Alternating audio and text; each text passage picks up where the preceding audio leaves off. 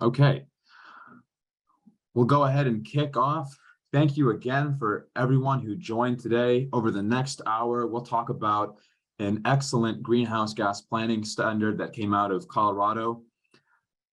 Before we begin, I want to go ahead and introduce this, the America is All In Coalition.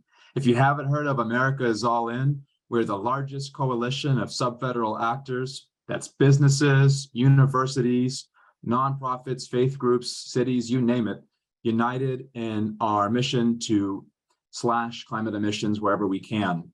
Most recently, although the group was formed after the United States withdrew from Paris, we're now taking this to the offensive and passing climate smart policy and advocating for climate smart solutions across the country. Most recently in Washington here, where my colleague Jasmine was able to get folks from the Seattle Aquarium to the city of Redmond to unite and call for all electric building code standards. That effort was successful there in Washington, and now we're looking to replicate successes like that in transportation. So if you missed the beginning, my name is Miguel Moravec. I'm an associate with the Rocky Mountain Institute, which co-leads America's All In. And I just love talking about climate transportation policy. That's a slide of me doing it there in the Minnesota House about a month ago. And the reason I'm so excited about transportation emissions is because there's a huge opportunity to take on the emissions from this sector using new money from the bipartisan infrastructure law. Depending on how you implement that money, though, you can actually hurt or increase the amount of carbon emissions coming out of the sector. So it's really important that we're thoughtful in passing solutions that reduce transportation emissions overall, especially at the state level. I personally look to the example of the Colorado gold standard, a greenhouse gas planning rule. There are other states that are doing it. California, for example, is on top of this. Oregon has an executive order that is asking its agencies to also consider climate in its planning. But the Colorado model we see as an excellent opportunity to export to other states due to its simplicity and its effectiveness in moving emissions away from the transportation sector. This analysis here, which was produced for the Colorado Department of Transportation by an independent contractor, found out of a cost-benefit analysis of what this policy would do by 2050, they expect $40 billion in net savings for Colorado commuters, and that comes from a variety of co-benefits such as reduced operating costs, increased safety, and reductions in the social cost of carbon.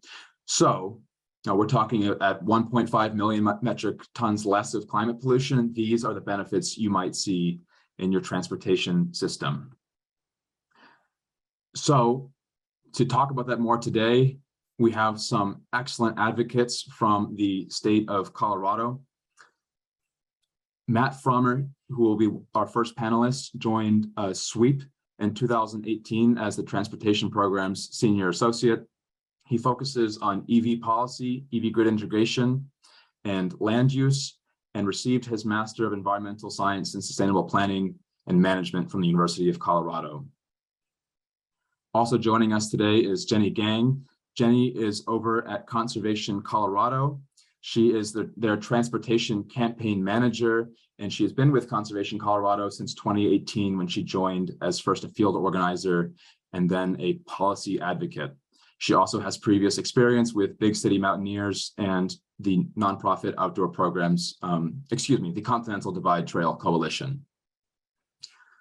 Okay, so we will let Matt kick us off and talk about the bread and butter of how the policy works.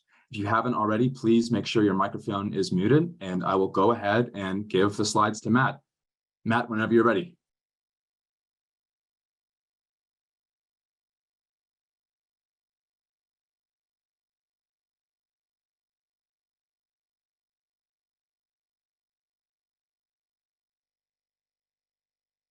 All right, thank you, Miguel.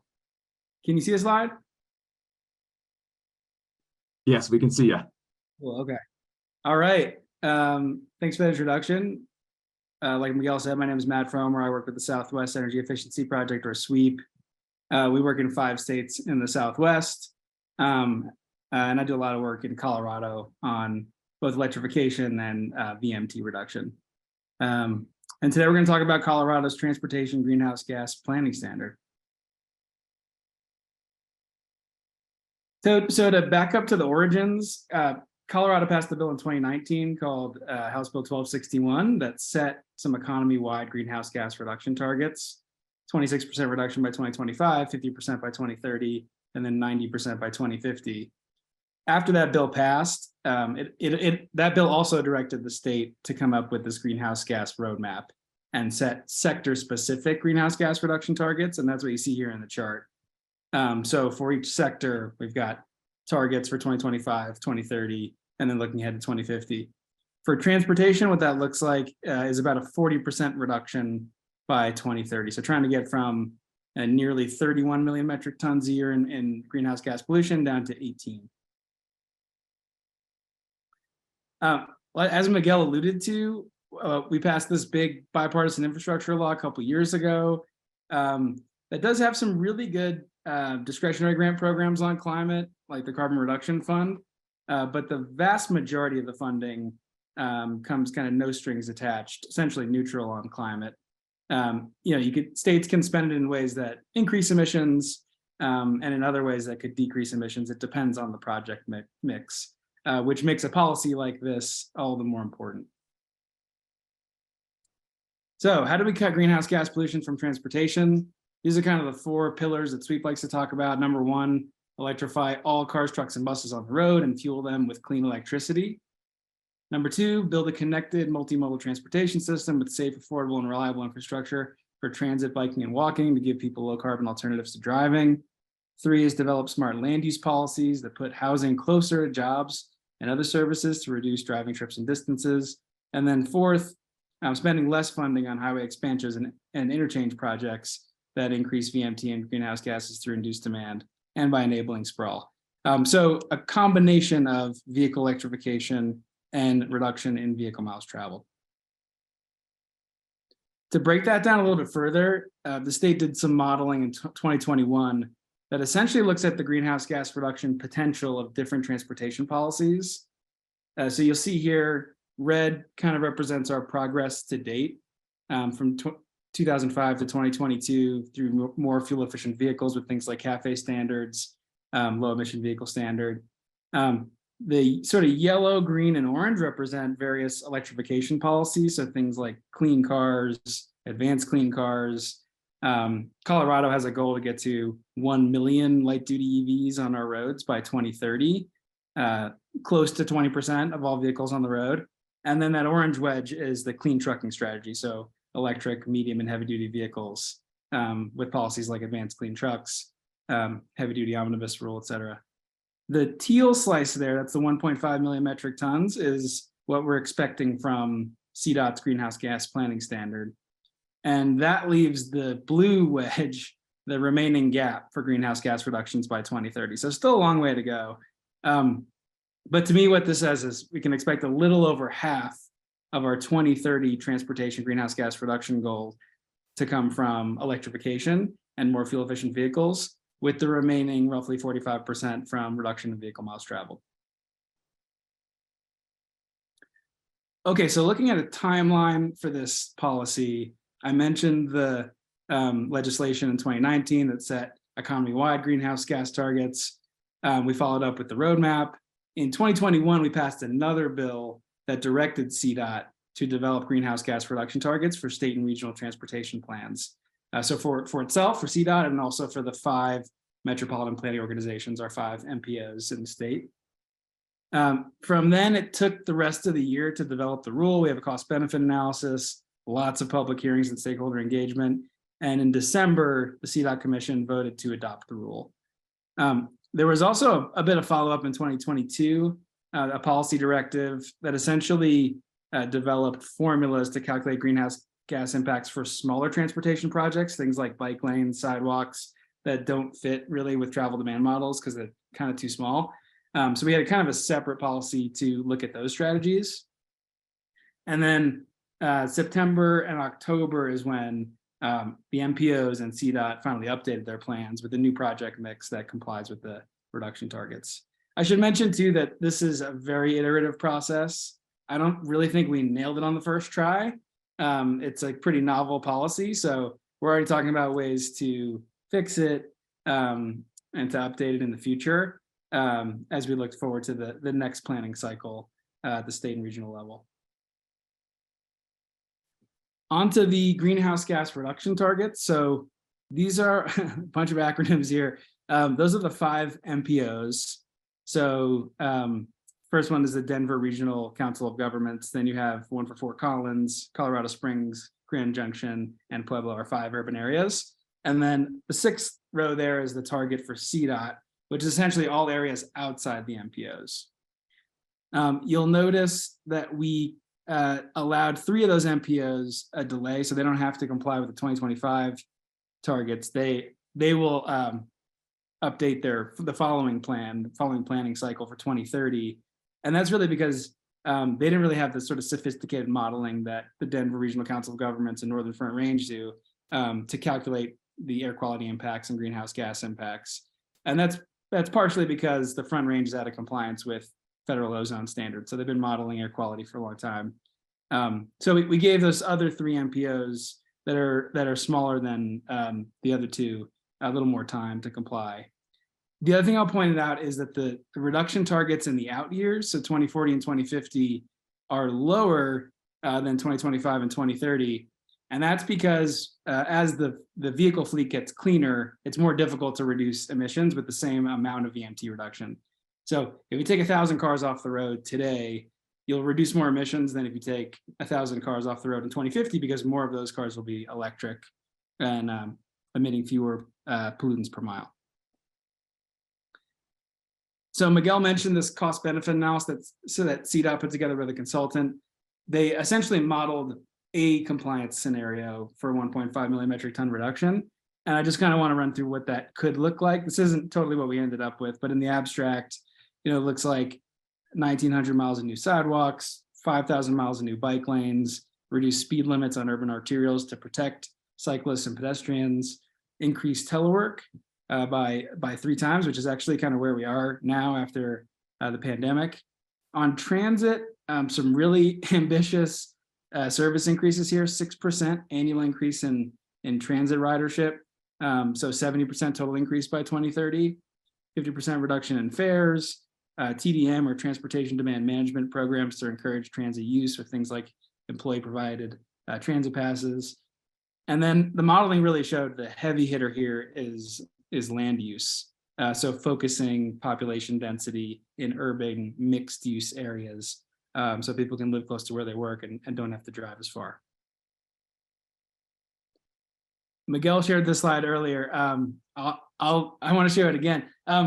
I think what this says to me, I mean, you can see sort of the numerous co-benefits of reducing vehicle miles traveled, and that cost benefit analysis, I think, has assumed about a 10% VMT reduction that's per capita by 2030. Of that 40 billion in total savings for the state of Colorado, you'll see 11 billion from lower vehicle operating costs, so less spending on fuel and maintenance, 19 billion from fewer crashes, so savings in medical costs, insurance, vehicle property damage, 9 billion in savings from fewer traffic delays, 270 million from less air pollution, 1.2 billion from the social cost of carbon and savings from fewer damages caused by climate change, and then another 618 million from improved health because of active transportation. So, I like to say, like, this rule or policy, it makes good sense to adopt it even without the climate benefits, because it's a huge savings opportunity for our state. I did leave out the cost side here because it really pales in comparison to the benefits. For 2030, I think the estimate was about 800 million. And it's because we're not spending as much on gasoline and we're not spending as much to fix vehicles because we have fewer crashes. So improved safety on that side. Okay, a few more points about the policy design. I want to point out that this rule really focuses on transportation planning and infrastructure, and the VMT reduction side of the equation. So we kind of set aside electric vehicles. Not that we don't think they're important and essential to the climate puzzle, but Colorado has another set of policies to accelerate EV adoption, things like advanced clean cars, things like, I mean, we have one of the most generous EV tax credits at the state level, over $1 billion in state and utility investment and charging infrastructure. And so we've kind of set that aside and focused this on sort of the types of infrastructure we're investing and building a more complete and safe multimodal system. In the rulemaking, we also talked a lot about induced demand from highway capacity projects and looked at some of the studies coming out of California, which they've really run the experiment on highways, owner of the most highway lanes in the country.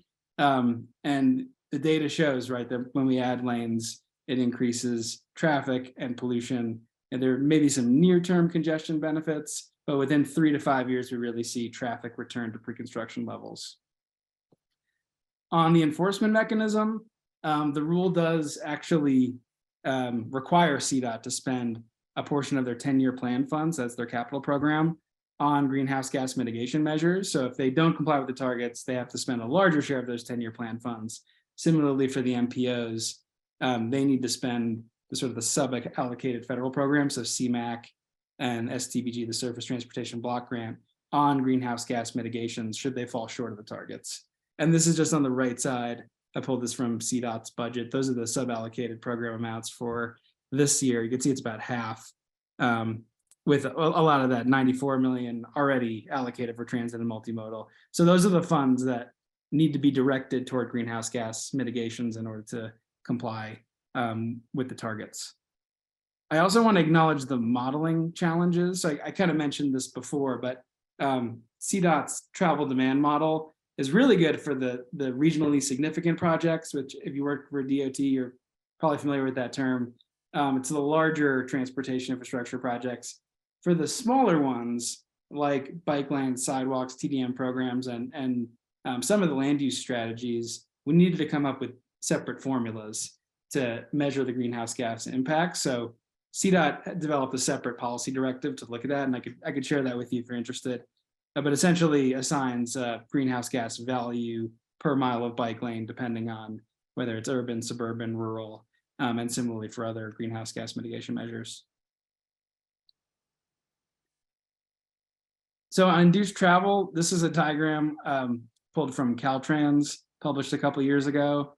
Caltrans has done a lot of research on the impacts of their capacity projects and come to the conclusion that bigger roads equals more traffic.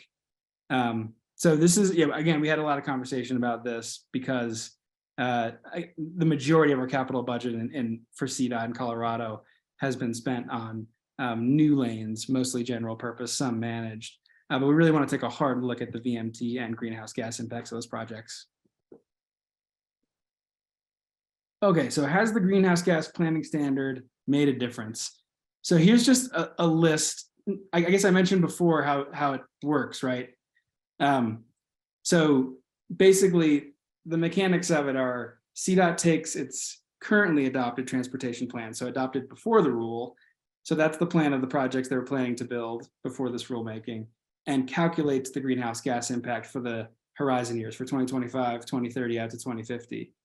They then have to revise that list. So shuffle around the projects, modify some of the project designs, maybe elevate some of the multimodal projects like transit, biking, walking to comply with the reduction targets for each of those horizon years. So the result is a different mix of projects, and in some ways, a redesign of certain projects to focus more on some of the maintenance, operations, and safety elements rather than new capacity. So the big win, I guess the big news story and the headline here in Denver was cancellation of the Interstate 25 expansion that runs right through the middle of Denver. Would have added a lane in each direction on about 5 miles of highway through one of some of our most affected, disproportionately impacted communities. And so we were able to prevent that project from moving forward. They're still going to replace the bridges and add some safety improvements around the on and off ramps, but they will not be adding new lanes. And instead, they're going to use hundreds of $millions they would have spent on that project on bus rapid transit. So that's the third point there. We're now getting 5 new BRT corridors by 2030 in the Denver metro area, which is a huge win. A few of the others here, so expanding CDOT statewide busing service, that's our intercity transit service. And the Northern Front Range, so the Fort Collins area, they shifted $147 million to expanding transit service and are now expecting ridership increase of about 17% by 2030.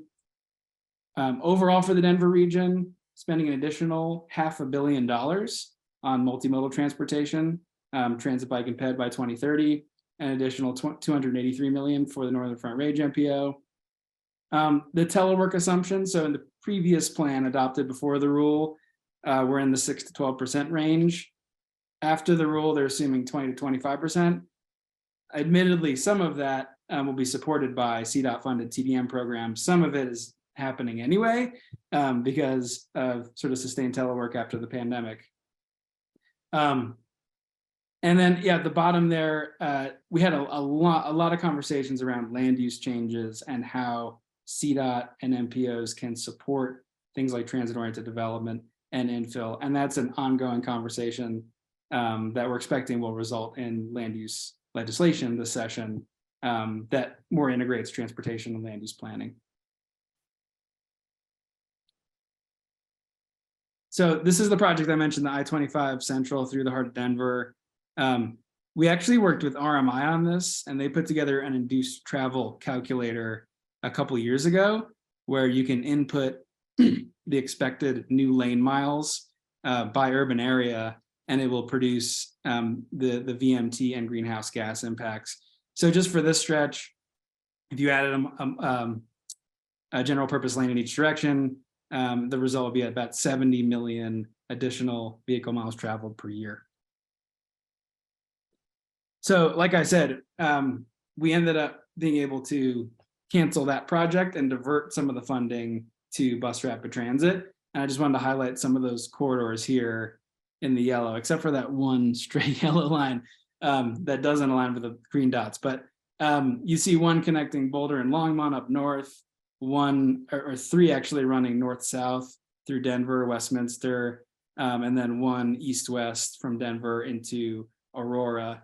Those will be our first urban bus rapid transit corridors in the state, which we're all incredibly excited about.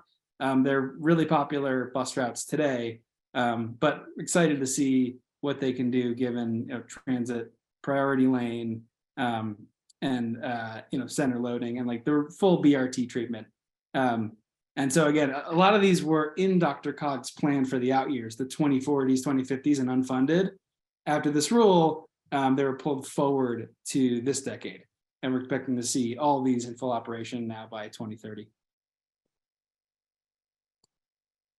Getting into land use, here's just one of my favorite diagrams from Transportation for America. It really shows sort of the impact of cluster development on VMT. So compared to sprawling development, when you have all these destinations and amenities located close together, you can access all of them within 2 miles of driving rather than 25 miles of driving. So it's not just about mode shift. It's also just about less driving overall. If we can reduce average commutes in the Denver region from 22 miles a day to 10 miles a day, that'll have a significant impact on greenhouse gas emissions. Hey, Matt, a quick question from the chat 2 slides ago. Were those green dots bus stops, or what did they represent? Yes, so those were a 1/4 mile radius buffer around our planned bus rapid transit stations. And so that was actually part of the land use analysis and looking at where we want to focus new housing and job growth in the region. They produced one of those for BRT, one for light rail, and then one for more of the pedestrian and walkable oriented communities that DRCOG's identified. Good question. Excellent. Glad to hear. And for those of you who have questions, continue to place them in the chat. We'll answer all of them in the last 10 to 15 minutes. Go ahead, Matt. Thank you. Yeah, so this is like fairly in the weeds, but DRCOG also ran an analysis to see how they could achieve their VMT per capita reduction targets. And they considered a number of different scenarios. One sort of the business as usual, that's the dark gray. They have managed lanes. Travel choices is investing in bike and ped, transit. And then the orange bars are land use scenarios. And the blue are when you combine those transportation scenarios with the land use. And that's when you get the really deep reductions in VMT, is that final scenario where you're combining the center's land use scenario, where I think it's like 2/3 of population growth is focused in urban areas, with the scenario where you increase transit funding by something like 30 billion over a 30-year period. So it's really a force multiplier when you combine the smart land use with the transit investments. And here's kind of what that looks like on the heat map. You have a baseline land use scenario with a lot of development. You can see even like on the airport out east, where there's just open fields right now, reining that in and really focusing on infill and TOD. Here's a look at the projected impacts on mode share for the Denver region by 2030. So you can see a few percent reduction in single occupancy vehicle travel and shared ride travel, and then slight boosts with bicycle, walking, and transit. But of course, we have a long way to go. We'd like to see, obviously, a much higher jump in transit ridership. Okay, I think this is the last slide, and Jenny will talk more about this afterwards. But these are just some of the things we're thinking about looking ahead as we think about how to improve the greenhouse gas planning standard. The number one is that we were really pushing CDOT to develop an equity index to measure the equity benefits of different transportation investments in disproportionately impacted communities, and think about things like job access and air quality. We didn't quite get there. It's really challenging. I know DOT is putting in a lot of work on this, but that's an area where there's ongoing work. CDOT now has an equity framework, and hopefully that'll be sort of in the next iteration of the rule and applied to the next planning cycle. The second one here, I'd highly recommend focusing on VMT reduction targets instead of greenhouse gas reductions. And that's, I think, just simplifies the rule. When you focus on VMT, it sort of takes the sort of congestion impacts of capacity projects out of the equation. We had a lot of discussion around things like roundabouts and ramp metering, and the potential to reduce emissions through those car infrastructure investments, which may be there, but not really at a significant level, and certainly not long term. I'm a firm believer that we really need to invest in the multimodal side of the equation to connect those systems if we want to reduce VMT. So I just highly recommend focus on exclusively on the VMT reduction side. Continuously improving the modeling, like I said, the travel demand model. We're starting to integrate some of the smaller transportation projects like bike lanes, like sidewalks, and other greenhouse gas mitigation measures in one more holistic model. And CDOT's done a lot of great work on that with our MPOs. Requiring agencies to demonstrate a direct connection between plan updates and greenhouse gas reductions. I think I alluded to this, but both CDOT and DRCOG relied quite a bit on telework trends and on some of the land use changes, and really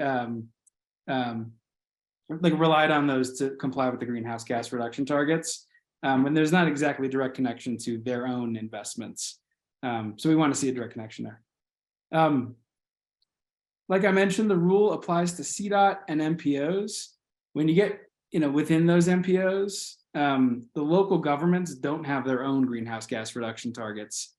So that created kind of an interesting dynamic where the MPO is asking them to reduce emissions without specific targets, and to do so voluntarily without any enforcement. You might think about ways, if this were to be done in another state, to require local governments to do their part to reduce emissions.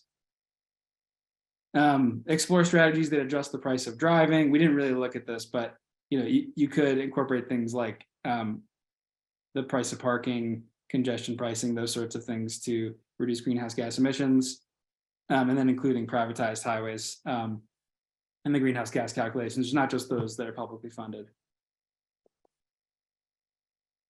All right, that's all I've got. I'm going to hand it over to Jenny Gaeng.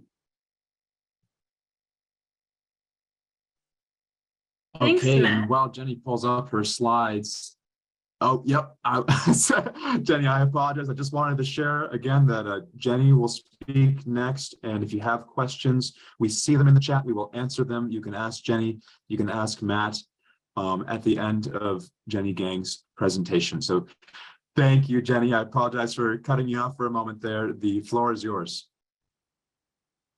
No worries at all. Thank you so much for having me, and thank you to everybody who is attending the webinar. As Miguel said, I am the Transportation Campaign Manager for Conservation Colorado. We are the state's largest environmental advocacy organization, and we fight for Colorado's lands, air, water, and communities. We cover a broad range of environmental issues, one of which is transportation. I am on the government affairs team, which means that I lead policy campaigns at the state legislature and at regulatory boards and commissions like the Transportation Commission. I work on policies that encompass both vehicle electrification and the reduction of vehicle miles traveled, or VMT.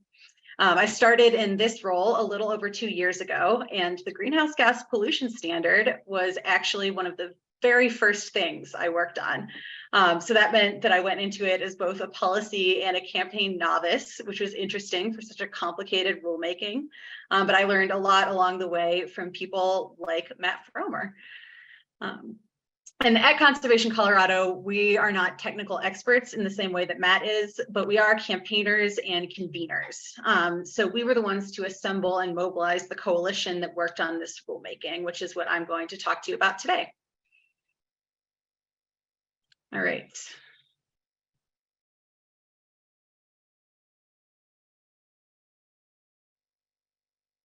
Jenny, thank you so very much for that summary of what it took to actually get a policy like that across the finish line from the grassroots level and beyond. And I also want to take this chance to thank Matt for really deep diving into the policy. How does it work? Where were the impacts? This was a really well-balanced presentation about a replicable policy to reduce emissions beyond EVs. So, as we have 15 minutes left here, we'll go ahead and kick off the question and answer portion of the webinar.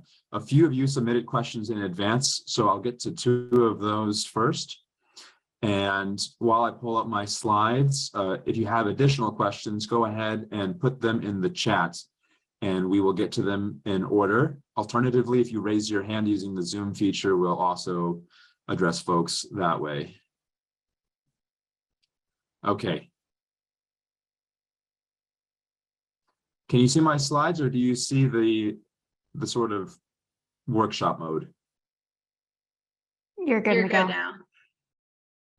Okay, great. So one of the questions that was submitted was, all right, this is an awesome policy, but what are the steps 1, 2, 3 to actually get there?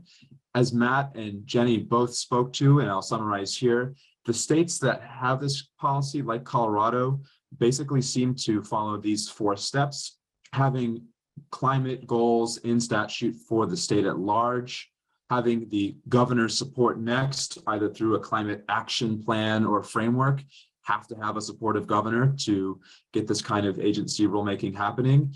And then what was really key, after already having those global or statewide greenhouse gas emission targets, there was this additional step of passing in statute a directive to incorporate those goals into transportation planning. That was very important in Colorado. And then finally, around the final step here, the 4th step, the agency, whether it's your DOT or someone else, gets involved in rulemaking. There are other states besides Colorado that have similar strategies. That was another question that was submitted. Hey, how does this compare to California and Oregon? California has a very unique legal framework that does not make its policies easily replicable to other states. So I won't comment on California, but I will say Oregon completed step 1, Oregon completed step 2 and had the governor issue an executive order. And as of Monday, Oregon has actually just introduced, a representative in Oregon has introduced a bill to put the transportation greenhouse gas planning standard into statute. So there's a quick comparison with some other states.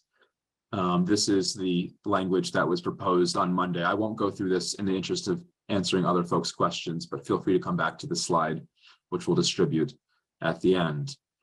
So let's go ahead and start with questions. I believe in the chat way back, was that Chris? Did you ask a question?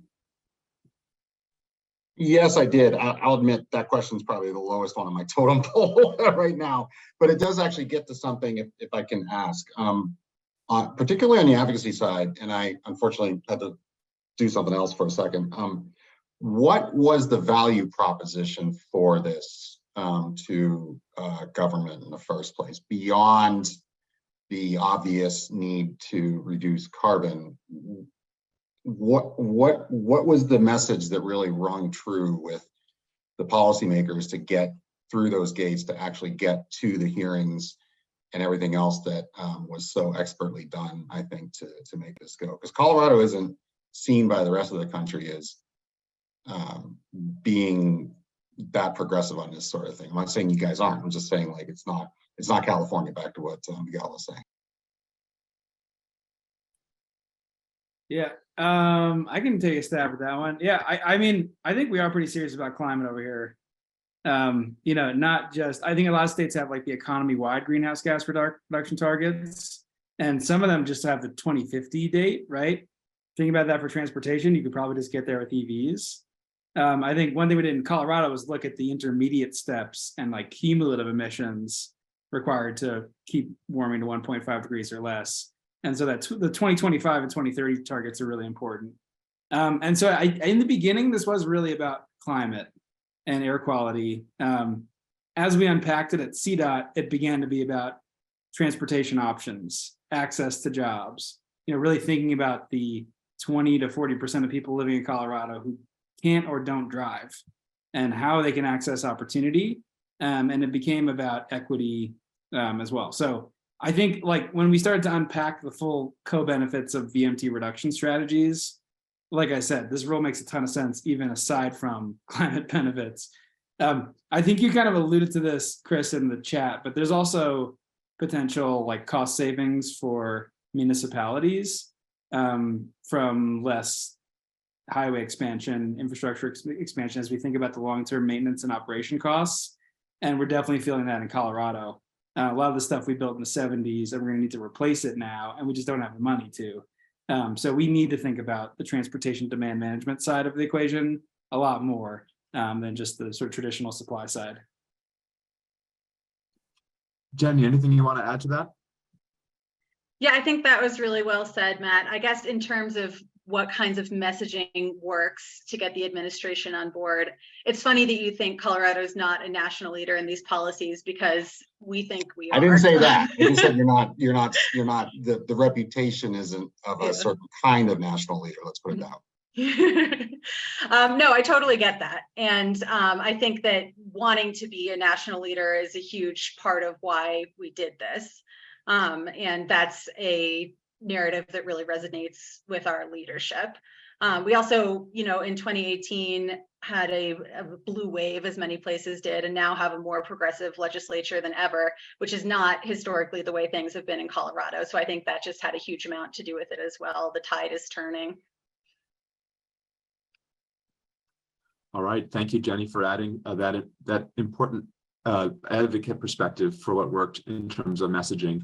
I'm going to take one question from the chat, and then I'll go to you, Charles, next. And for our panelists, if since we are running low on time, if you could keep your answers to 30 seconds, I would definitely appreciate it, so we could answer all of our attendees' questions. So up next in the chat, we have Representative Larry Kraft from Minnesota. He asks, what have been, or do you expect to be, the most important and effective land use policies that you'll be implementing or pushing for as it relates to this rule? Representative Kraft, is there anything else you'd like to add to your question?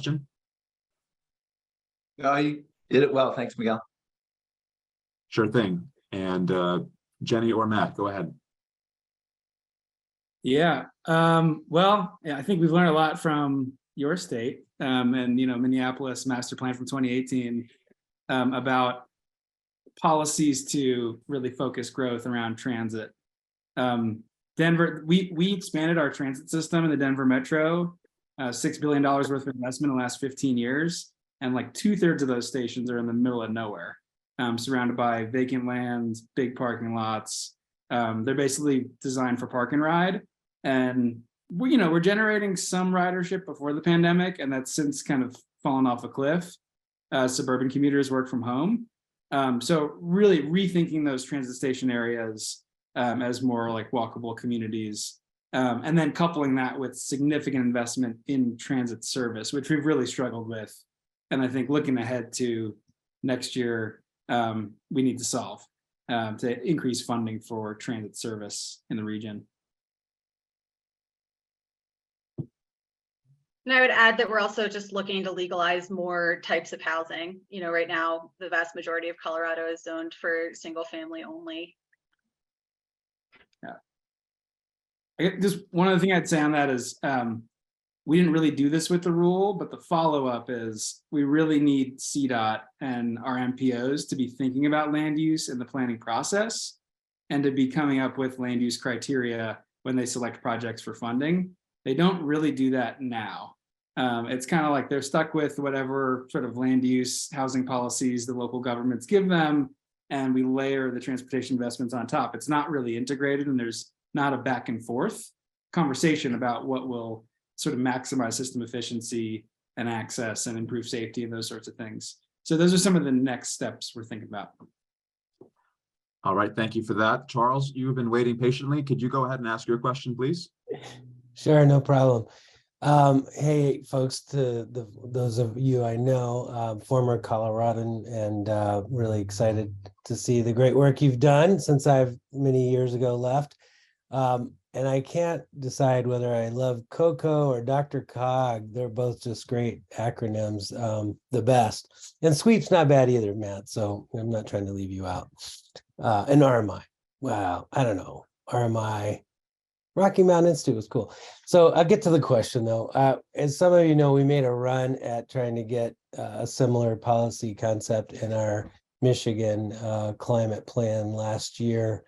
We ran into a lot of resistance from our state DOT, which it seems like one of the great things that you had working in your favor. You had the governor's office support, you had the CDOT support. And we're able to work with them. So, we and admittedly we didn't have a good organizing run. We kind of your standard rule hadn't been passed yet. So first of all, advice on like how to warm up some of and I know we have other DOT folks on the line, how to warm them up to this policy idea. And secondly, one of the things that we were told early on was that this sort of VMT discussion that you brought up, Matt, is that it helped to not talk about VMT because that put a lot of people off, especially in rural areas, perhaps, where they were, it was perceived as taking away their rights. And so to generalize it, to talk about greenhouse gas reduction seemed to be an effective messaging strategy, at least, and something that we tried here, but it still was not successful as a late effort. I'll stop. Great questions. Yeah, I think we were blessed with a very progressive CDOT director who really believed in this rule and had a vision, and kind of stuck with us throughout and helped design the policy. I would say the other piece was we have an organization here called Colorado Communities for Climate Action. It's a collective of local governments and elected officials committed to climate action. And they were really involved in getting this thing across the finish line, and showing up in meetings at DRCOG, at CDOT. We had mayors, we had council members voicing their support for this. So kind of at all levels. And if you don't have a director at CDOT, I mean, you gotta, I guess, be creative around sort of what influences you're tapping into and who you can rely on for their leadership. It's definitely tough. To your question about like greenhouse gas versus VMT, we definitely struggled with that too.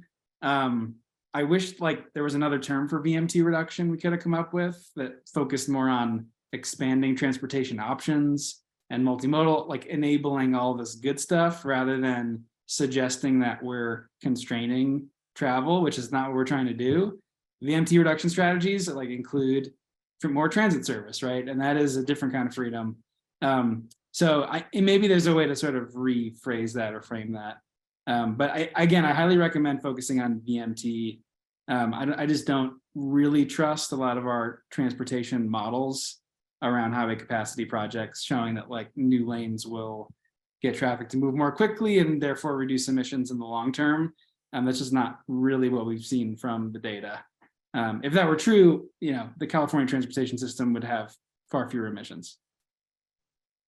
I'm gonna hop in, and Jenny, why don't we have you take the next question from Jose? In the interest of time, we'll run 2 minutes over or so to try and answer everyone's questions. I've put my calendar in there too. It's a way to schedule Zoom calls with me if you want to ever discuss more about this from the Americas All In perspective. And Matt and Jenny, if you can drop your emails in the chat while Jose asks his question, that would be great. Jose, thank you for coming. Yeah, thank you for the invitation. Hey, everybody, thank you for this presentation. I'm Jose Acosta. I'm a senior transportation policy analyst with the Little Village Environmental Justice Organization in Chicago, Illinois. I had 2 questions. One is a quick yes or no, I think. But I asked earlier in the chat if the BRT would be gold standard. Just because I was interested as a BRT advocate myself, and one of the co-chairs of the Transportation Equity Network, along with Ms. Jackie Grimshaw, who's also on the call. And the second question is related to the Advanced Clean Truck Rule. It's something that we're trying to get passed here in the state of Illinois. Currently, we have a coalition that we've built in the last year or so. Just kind of curious around. I know you mentioned, right, you had a governor who was more supportive. Currently, our governor isn't necessarily against it, but hasn't moved quickly enough as we want to see on adopting the ACT or embracing, or also the heavy duty omnibus rule.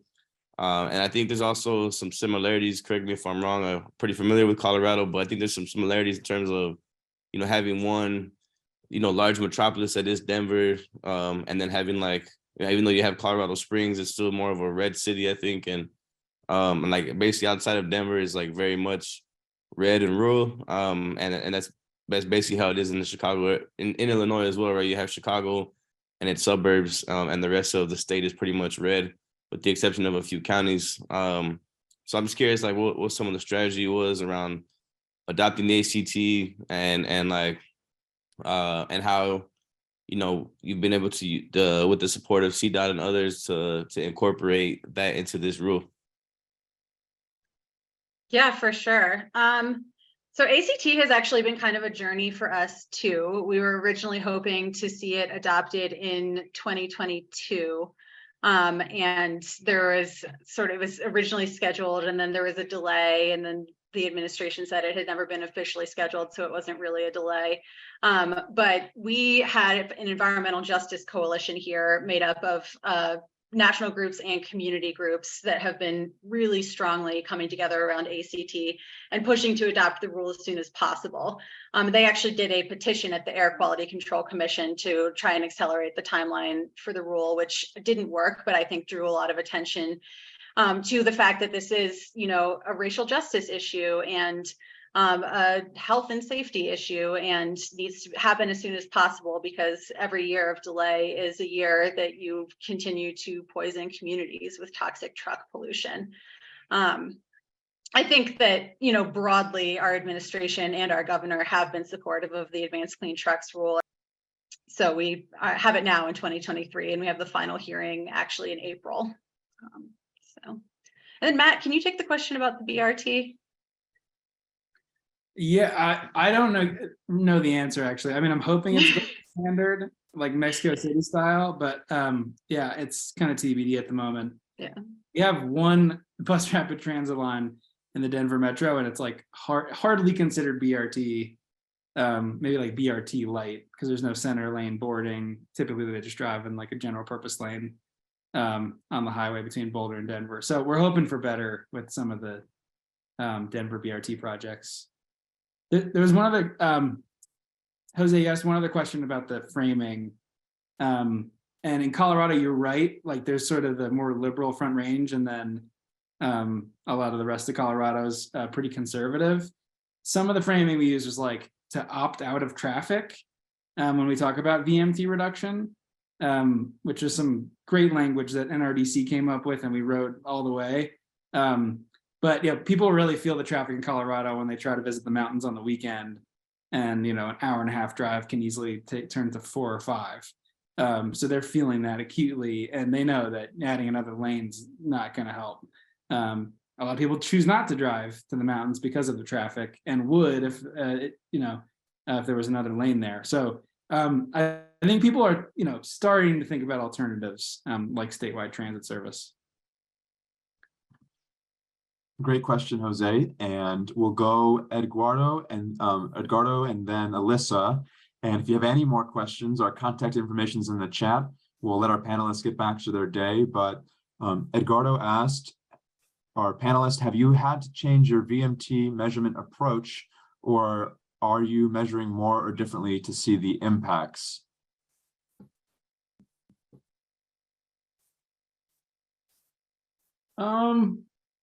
I can try it though. So I don't think we've changed too much. CDOT and DRCOG claim to have like some of the most advanced travel demand models, activity-based travel demand models. And I think they used the outputs from those, then plugged them into the MOVES model to get the greenhouse gas impacts. Like I mentioned, like the smaller greenhouse gas mitigation measures, the bike lanes, sidewalks, smaller transit investments needed their own formulas. And I think those are kind of generic and probably need another like level of a detail. And I know California has some great greenhouse gas calculators. So I think for the next round of for the rule update, we might look into that and develop some VMT calculators for Colorado. Does that sort of answer your question? Since it's 6 past, I'll just go ahead and read out the last one, and we can follow up over email on any additional questions. Alyssa from Move Minnesota asks us over here at RMI, hey, have you all partnered in several other states? Have there been any early successes or challenges to highlight from those partnerships? And Alyssa, the answer is yes. We do have some partnerships with other states. At the beginning, I mentioned a partnership with America is All In coalition members from Washington to pass clean building standards. My colleague Jasmine actually is here with us today. She led that campaign. Jasmine, would you want to speak to your success in Washington and maybe some of your current work with buildings? I definitely can. I don't know if the question was geared more towards transportation policies.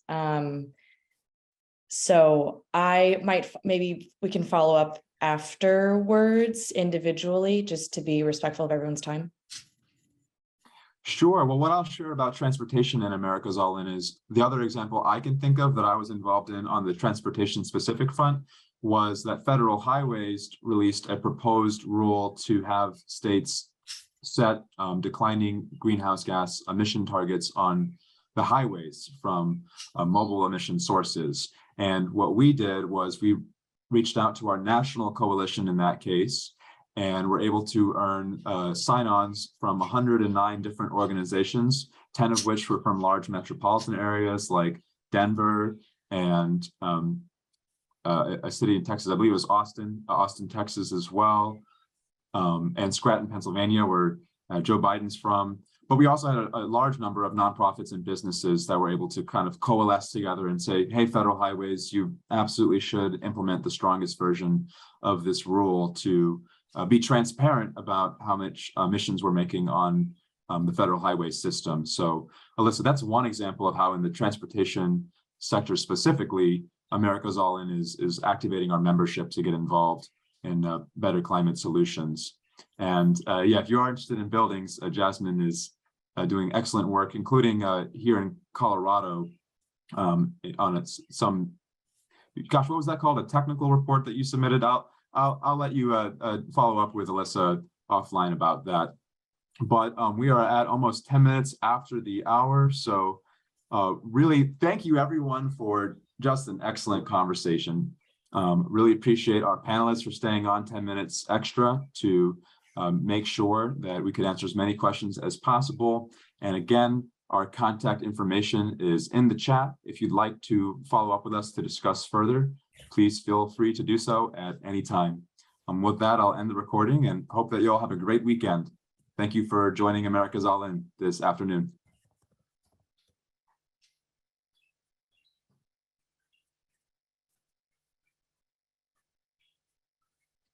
We'll send out a copy of the recording with permission from the panelists as well. So watch out for a copy of that in your emails. Thank you.